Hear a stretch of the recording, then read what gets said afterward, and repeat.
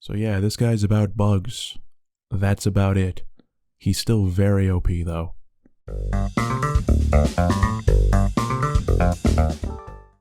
Hey everyone, Noble Absinthe here, and today we're talking about Shino. This guy is really broken, and I love him because of it. Basically, if Shino tags you with one of his bugs, you're doomed.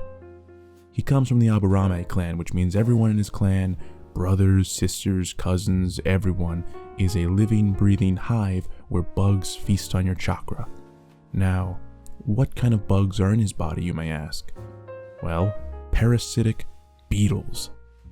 They're called Kikaichu, but I'm just going to keep calling them beetles for brevity's sake. He mainly uses these beetles to ravage his opponent's chakra and suck them dry. Shino has direct control over these critters. He can have them do anything he wants without question. And if he's bored, he can just set them on autopilot and they overpower his opponent anyway. They're really a lot like Pikmin if you think about it. You can either have full control over them or you can let them run wild. But unlike Pikmin, these bugs are crazy intelligent. We don't know a lot of information about them, but the little bit we do know is enough. We know that females exude a certain scent that only males can pick up on. Shino used this trait in his fight against Kankuro by tagging him with only one female beetle. God knows how he knew it was a girl, but anyway, he placed it on Kankuro's headband. This smell makes it so that males who are not directly controlled by Shino will locate the female and stockpile on top of her, and by extension his opponent. We also know that these bugs reproduce like crazy. There's no shadow clones or summoning involved, so just let that sink in. Anyway, since these bugs reproduce so fast, Shino has a near unlimited supply of ammunition. Shino doesn't just use these guys as chakra parasites, they have a lot of extra features that make them crazy useful.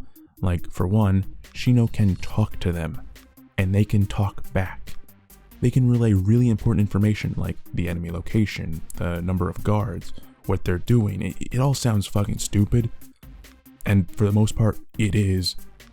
But the man can talk to hyper-intelligent bugs for information. Second, his insects can also emit a little bit of Shino's chakra since that's what they eat on a daily basis, so if they're scattered across a large area, this will completely fuck over sensory ninjas since they can't pinpoint a particular chakra signal if the only one they can sense is Shino's. Lastly, they can do this.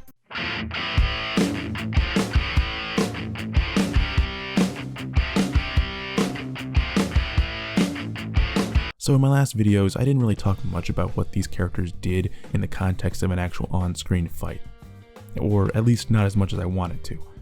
What Shino did in his fights really show how awesome his abilities are. Shino had only like 2 real fights in the whole series, and both of them took place in part 1. First was against Zaku, an underling of Orochimaru, and second was against Kankuro, who was a huge part of the Sand Village invading Konoha and Gaara's bro. In the first fight against Zaku, a guy who shoots like wind chakra blasts from his palms, he's got like these tubes in his forearms, he's not OP at all. Shino just up and wrecks this guy by making his arms explode. Shino cripples this man's arms by jamming up bugs in his tubes. It's really fucked up if you think about it. As an aside, Zaku had it rough. He was born poor, then he gets abducted by Orochimaru, then his arms get broken by Sasuke, and now his arms go kablooey with Shino. I mean, it just can't get any worse for the guy, right? Oh, it does. His next fight was against Kankuro. Now, this was easily one of my favorite fights. It was all about tactics and understanding what your opponent did, but at the very beginning of the fight, Shino tags Kankuro with a single bug, and then he just gets owned. I feel like I should mention other things the Aburame do besides using chakra-sucking beetles because they have some really interesting ones.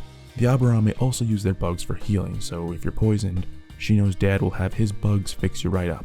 I guess they use the same poison across all villages, or it's just some really basic combination of chemistry. Shino's cousin, senpai, brother, Torun, he's like Danzo's right-hand man. This guy has microscopic bugs that cover his entire body. He looks purple because of it. Basically, these bugs do the same thing as Amaterasu. You know, that black fire that can't be extinguished. Once you're hit, you're basically boned.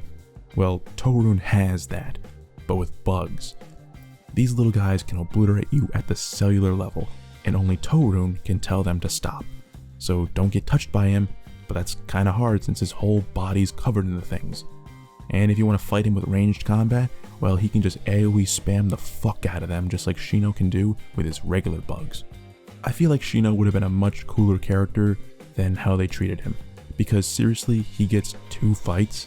He becomes a meme in part 2 where people forget that he even existed, even though his skills are beyond broken and useful. I think that's why Kishimoto shafted him on screen time. Why bring the guy who can one-shot most of the Sound 4 in Kimimaro? No, let's bring the fat ass and the bitch who lost to a fart. Like, I don't think it's possible for me to cover Kiba and Choji on this series, since I think their moves are underwhelming and overall garbage. You got a spinning tornado move that doesn't do anything, and a discount gear third. You gave Kiba Sakon and Yukon, the leader of the Sound 4, and he just couldn't handle it. The guy who beat Sakon and Yukon was Kankuro. You know, the person who got one-shotted by Shino.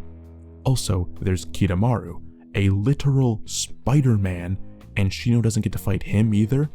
No, let's just give that fight to Neji.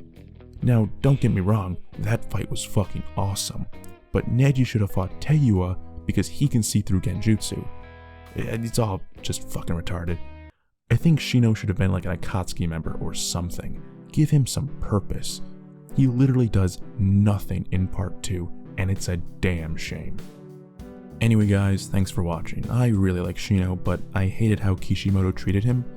If you guys want to see more, please subscribe. You can also drop a like, share this video, and do all that cool stuff. I'm going to keep uploading on my How OP series, but I'm actually going to branch out and open up a new series. I already alluded to it in my Spoonie review video, or What Happened to Spoonie, which you should watch too. Anyway guys, I'm always up for suggestions on who to cover next, so yeah. Thanks for watching, and I'll see you in the next video. Peace.